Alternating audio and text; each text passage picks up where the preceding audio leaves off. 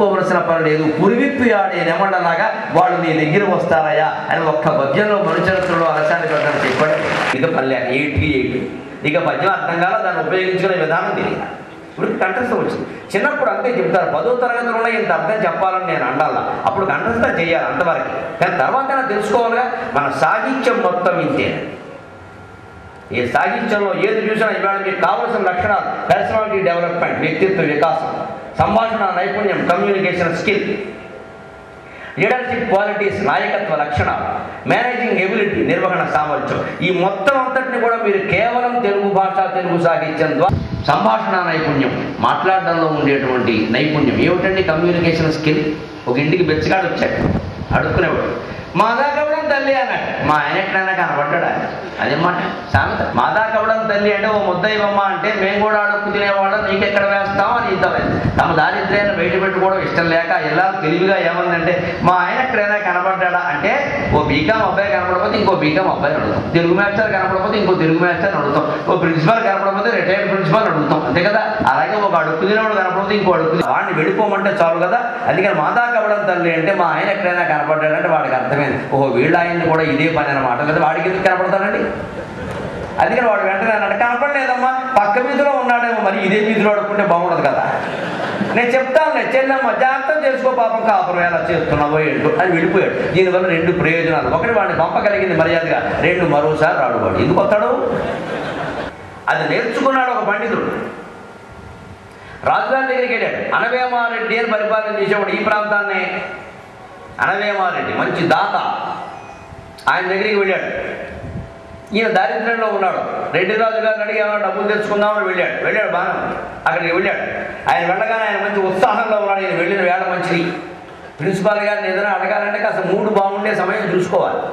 ఆయన ఏ ప్యూన్ మీదో ధగ ధగ భగ భగ అంటుంటే వెళ్ళి సార్ సెలవు అంటే దెబ్బ కొట్టాడు.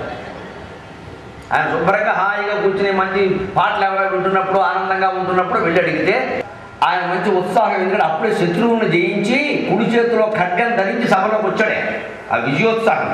అప్పుడు వచ్చాడు. కవి గారు వచ్చారండి. వచ్చారు, బాబు సమయానికి వచ్చారు కవి గారు ఇదిగో నా దక్షిణ బాబు, ఈ బాబు మీద ఓ పద్యం చెప్పడానికి.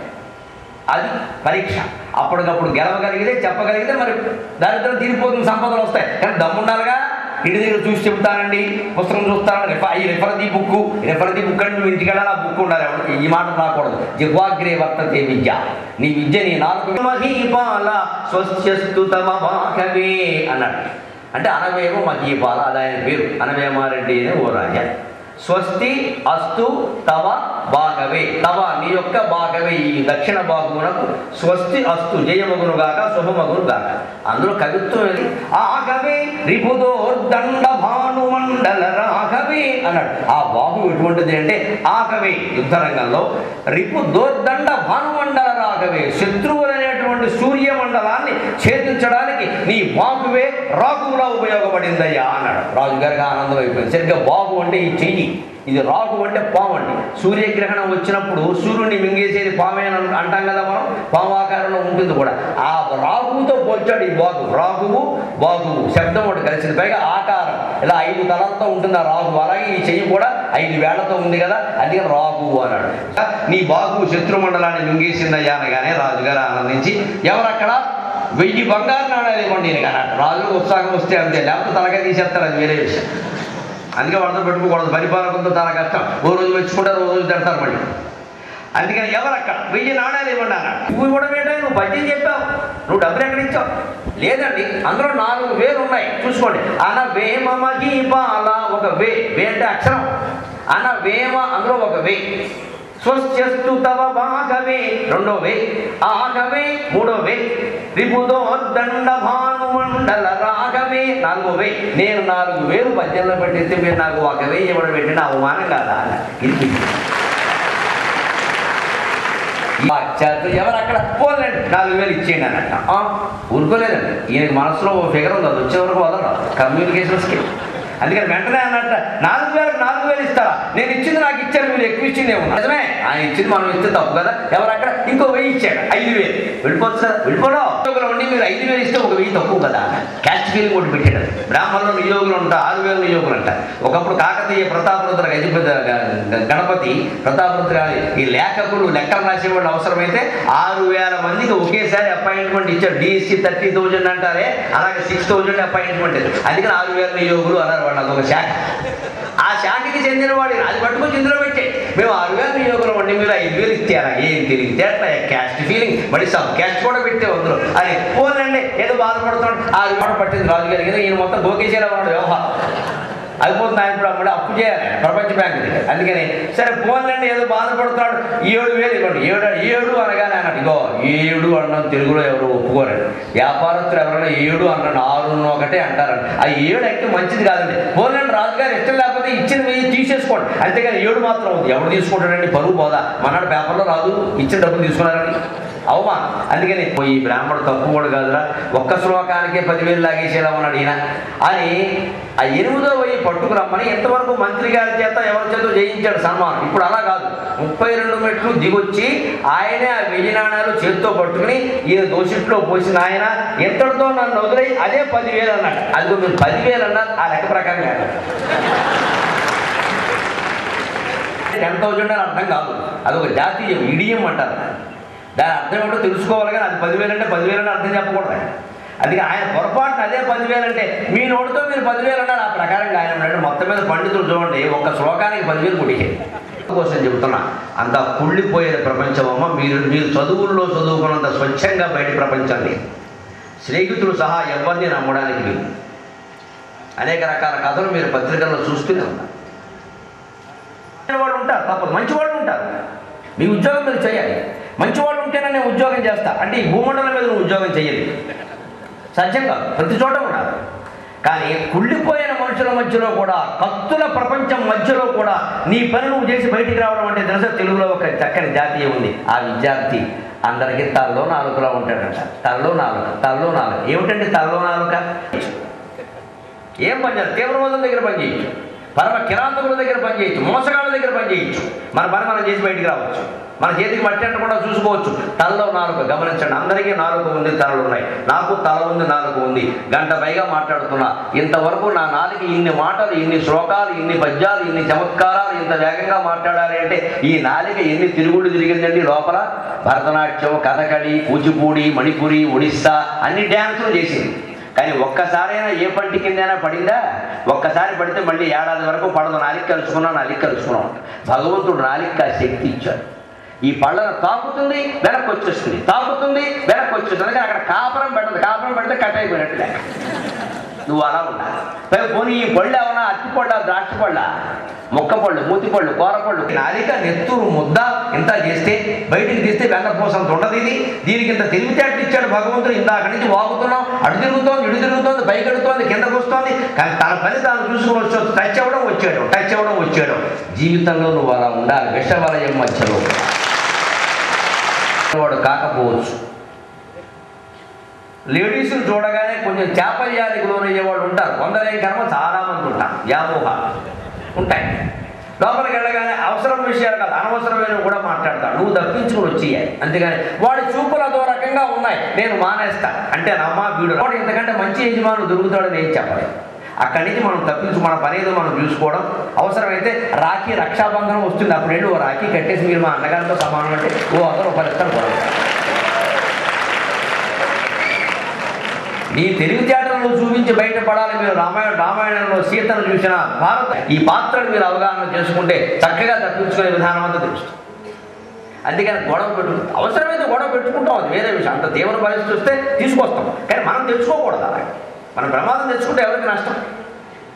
ఇది తనలో నాలుక. నువ్వు ఎవరి దగ్గర పనిచేసిన ఆడదానివైనా మగాడివైనా కొన్ని సున్నితమైన మనస్తత్వం ఉన్నప్పుడు నాలుకలా ఉండడం అలవాటు చేసుకోవాలి. మన పని మనం చూసుకోవడం, బయటికి రావడం. మన పని మనం ఇప్పుడు దరిద్రం వచ్చింది.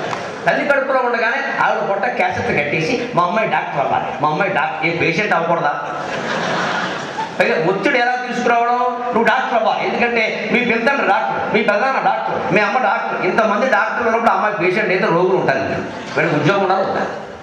ఈ ఒత్తిళ్ళు ఎవరు తల్లిదండ్రులు పిల్లల మీద చేయకూడదు. చేసినా పిల్లలు లొంగవద్దు. మేము డాక్టర్లు అవ్వడం కోసం పుట్టలేదు, మేము యాక్టర్లు అవ్వడం కోసం పుట్టలేదు, మేము మంచి భారతీయ పౌరులం కావడం కోసం పుట్టాము. చెప్పండి. మహాకవి దాశరథి చెబుతాడమ్మా, మనం అనుసరించాలి. కావచ్చు, నాయకుడు కావచ్చు, ఏదైనా కావచ్చు, నరుడవుట ఎంత దుష్కరము సుము. మానవుడు కావడం చాలా కష్టం. ఇంకేదైనా అవుతాడు కానీ ఒక మంచి మనిషిగా నువ్వు మిగిలావా లేదా, అది ముఖ్యం. అందుకోసం వాల్మీకి 24,000 శ్లోకాల రామాయణం రాశాడు. వ్యాస మహర్షి 1,700 శ్లోకాల భారతం రాశాడు. అదే వ్యాసుడు 32,000 శ్లోకాల భాగవతం రాశాడు. ఇన్ని కవులు, ఇన్ని వేదములు, ఇన్ని శాస్త్రములు, ఇన్ని పురాణములు, ఇన్ని ఇతిహాసములు మనిషిని మంచివాడిని చేయడం కోసం వచ్చాయి తప్ప డాక్టర్ని, ఇంజనీర్ని చేయ. పత్రిక టీవీలో నన్ను ఒకసారి ఇంటర్వ్యూ చేశాను. పోవడమే నా జీవితం అని జవాబులు అలాగే. అంటే జీవితం అంటే లక్ష్యం ఉండాలా? ఉంటుంది. నా జీవిత లక్ష్యం ఏంటో తెలుసా? నెత్తి మీద వెంట్రుకలు రావాలి. ఎవరైనా రప్పించడం సొంతం. చచ్చిపోతాం అన్యాయంగా ఒక్క వెంట్రుక రాదు. వచ్చే పోయి దానికి ఏం చేయాలి? ఇప్పుడు నేను నాకు బట్టతలు ఉంది అంటే అయితే ఐశ్వర్యవంతుని కూడా చూసి నేను అసూయపడ. నాకు ఐశ్వర్యం ఉంది, నేనే పేదవాడిని కాదు. పదవులో ఉన్న నాయకులను చూసి నేను అసూయపడ, నాకు అది అక్కర్లేదు. కానీ నెత్తి మీద నిండా జుట్టున్న వాడు చూసి నేను కుళ్ళిపోతాను. మీకు ఏం తెలుసు? నా బాధ అంతర్గతం. ఇప్పుడే 40 ఏళ్ళకే ఊడిపోయింది. ఎంత బాధపడ్డామో కట్టుకున్నప్పుడు తెలుసు. కానీ నిజంగా నాకు అమ్మవారు ప్రత్యక్షమే. నా అవధానాలకి, నా పద్యాలకి సంతసించి సరస్వతీదేవి ప్రత్యక్షమే. ఒరే నీకు ఏం వరం కావాలరా అంటే నెత్తి మీద జుట్టు ఇవ్వమంటే ఆవిడ సొమ్మేమని ఇచ్చిపోతుంది. ధారణ, పద్యాలు ఇవన్నీ లాగేసుకుంది. ఇది ముఖ్యమా? జుట్టు ముఖ్యమా? జుట్టున్న వాళ్ళందరికీ ఈ పద్యాలు, ఈ చాతుర్యం అన్నీ ఉన్నాయి. జుట్టున్న వాడిని ఎవరైనా గౌరవిస్తున్నారు ప్రత్యేక జుట్టు గురించి. ఎందుకంటే ఒత్తిడి, ఆందోళన, దానికి కూడా మూలం ఒకటే. ఆనందం లేదు జీవితంలో, ఒత్తిడి, ఆందోళన. చిన్నప్పటి నుంచే లక్ష్యాలు. ఏం లక్ష్యాలు సాధిస్తారండి? మనిషిగా బతకడమే ఒక లక్ష్యం. అందుకే ఎప్పుడు మీ లక్ష్యం, ఒకవాడు ఏదో అనుకున్నారు, డాక్టరో ఇంజనీరో ఓ ర్యాంక్ సాధించాలని అనుకున్నారు, దానికి ఒక మార్గం ఉంది. ఆ మార్గంలో మీరు ప్రయత్నం చేశారు. ఆ మార్గం మూసుకుపోయినా మీరు బాధపడకండి. ప్రతిదానికి 2-3 మార్గాలు ఉంటాయేమో, ఒకటే మార్గం ఉండదు. దాన్ని వేటగాళ్ళని వర్ణిస్తాడు. సింహాన్ని వేటాడుతున్నారు కిరాతు. అది విద్యార్థి లోకానికి ఎంత ఉపయోగపడుతుందో చూడండి. ఇది కూడా ఇంటర్మీడియట్ సంస్కృతంలో మొదటి సంవత్సరం పాఠంలో ఉంది. హిమవన్నగహ అనే పాఠం చదివిన వాళ్ళకి ఈ శ్లోకం తెలుసు. ఆ హిమాలయాలకు ఒకరోజు కిరాతులు వేటగడ్డారు. బాగా మంచు కురిసింది. దాన్ని వర్ణిస్తున్నాడు ఆయన. పదం తుషారశ్రుతముదం నకరంధ్రముక్తై ముక్తాఫలై కేసరినాం కిరాతాగా. కిరాతులు వేటకెళ్ళారట.